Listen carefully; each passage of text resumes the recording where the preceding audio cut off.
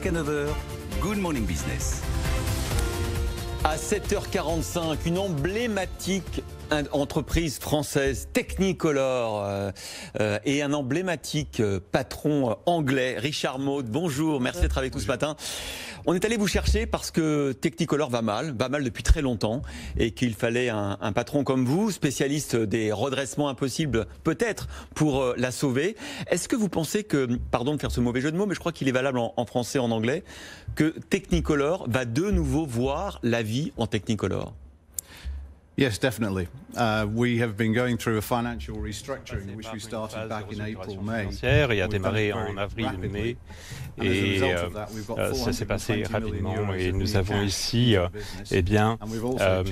420 millions de nouveaux financements. Et nous avons également exécuté une conversion de la dette en capital avec une augmentation du capital avec 330 millions de nouveaux capital et 330 millions de réserves. Et donc, nous sommes passés d'une situation d'une société dont la capitalisation boursière est passée de 40 à 500 millions d'euros. Donc ici, une taille attractive pour les investisseurs de l'univers. Et donc ici, l'avenir est radieux.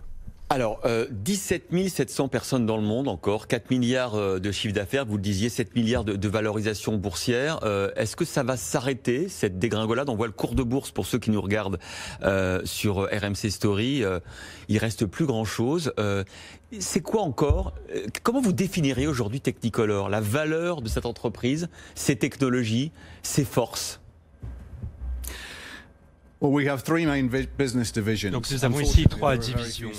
Alors malheureusement il y avait très peu de synergie entre elles, mais chacune d'entre elles occupe une position très forte. La division principale, celle qui présente le plus de potentiel, ce sont les services de production dans l'industrie du film.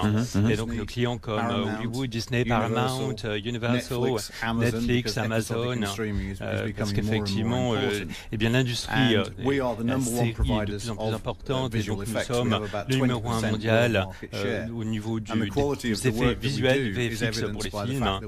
Et avec ici, nous avons d'ailleurs le fait de nous avons remporté l'Oscar. Mais par exemple, cette industrie, elle souffre avec la crise du coronavirus. Les tournages se sont arrêtés. Ça a dû aussi impacter votre business.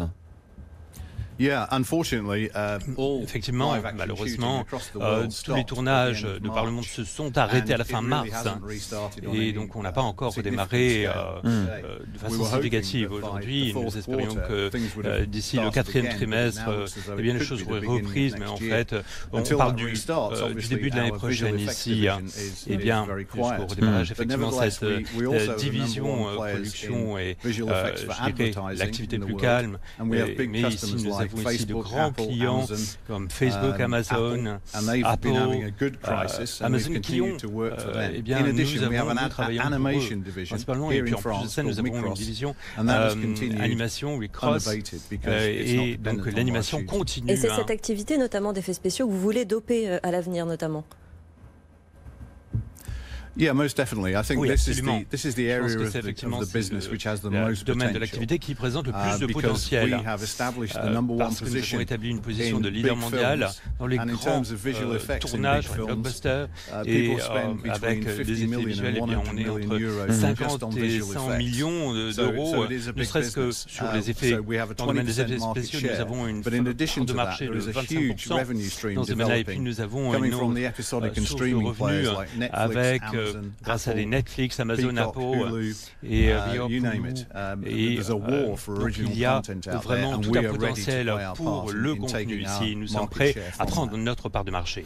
Qu'est-ce que vous diriez à vos salariés, notamment français? On les a encore vus manifester il y a quelques jours près de Rennes, dans votre site de Cesson-Sévigné. Ils sont inquiets parce que finalement le plan de restructuration prévoit des suppressions d'emplois, notamment chez les ingénieurs. Est-ce qu'il y a encore un avenir pour Technicolor en France? Rennes is a critical asset. Alors, Rennes est un actif absolument clé pour nous.